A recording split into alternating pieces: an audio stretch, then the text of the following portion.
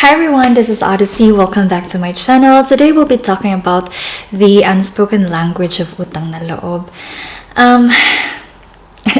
I guess everyone naman knows about this concept, no? Lahat naman tayo familiar about the term utang na loob.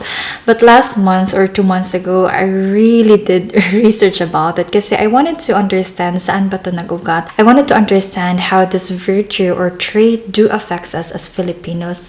At its core, utang na loob naman talaga is a story of gratitude. When someone, for example, did a good deed to you, no? It be material or not, you are in return in debt. So nagtatanaw tayo ng utang na loob. However, utang na loob can also be a source of manipulation and of abuse. And to what extent ba that utang na loob is good virtue versus a toxic trait? And sometimes we mix it kasi with our different point of views about being mabait, being generous. Hence, we have conflicting emotions about it. Hence, we have conflicting feelings and opinions about it. This vlog, by the way, is translation of an article that I read about utang na loob. So all credits to the work of Mark Adrian de la Peña. I have provided the link on the description box below if you also wanted to read it yourself. Now, to give you an example, no, how unconsciously this utang na loob affects us, na unconsciously hindi natin alam or hindi natin aware. And why it's important na we understand it para alam mo if you're thinking ba from logic or dahil nature sa Filipinos or sa atin na magtanaw tayo ng utang na loob. This is very apparent kasi halimbawa, politiko na kurakot.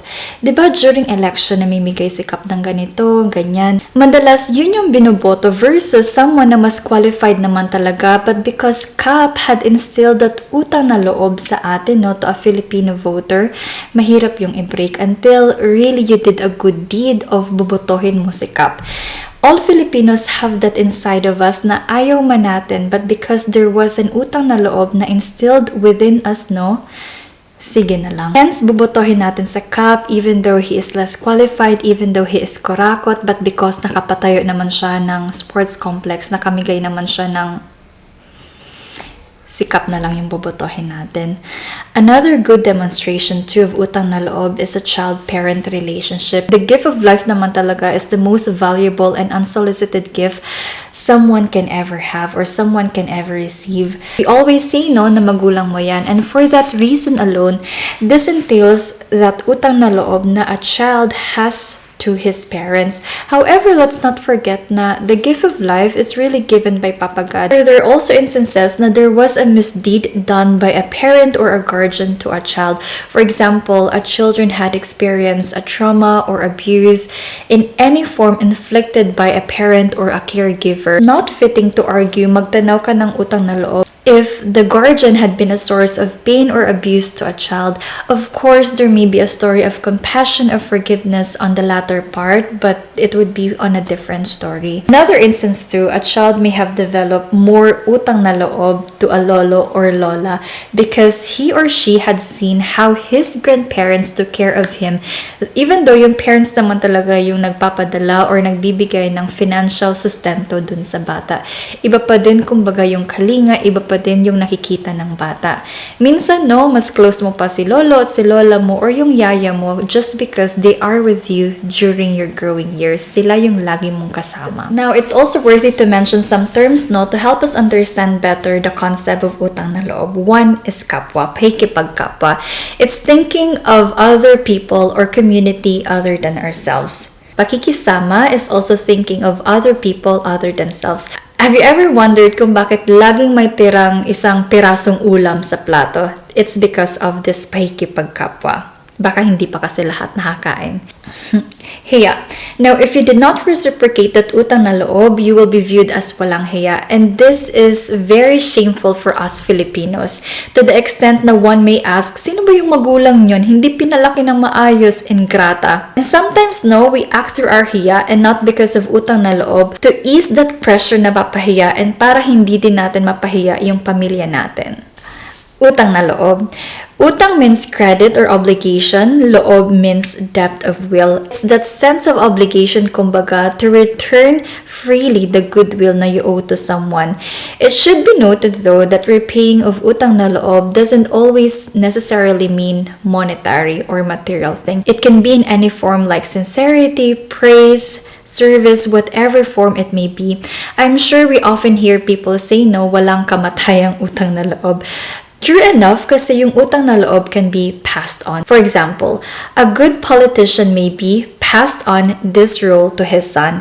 The people still owe the repayment to the son even though it was the father who really did a good deed. Pero dahil walang kamatayan ng utang na loob, magtatanaw pa din tayo dun sa anak. And then there's kagandahang utang na loob. Now, 3 conditions to know if a person is acting out of kagandahang loob. 1, he must be free of his choice na tumulong.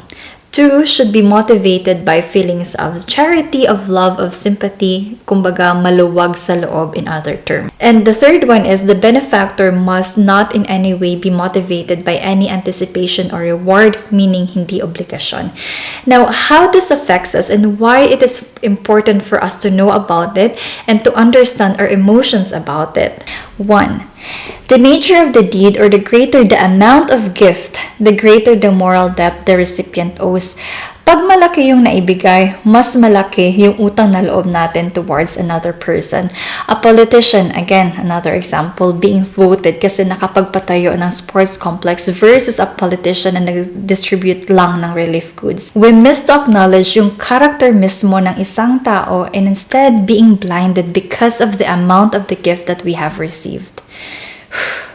2, one has greater utang na loob to someone who gave something in respectful and generous manner than someone who gave it disrespectfully.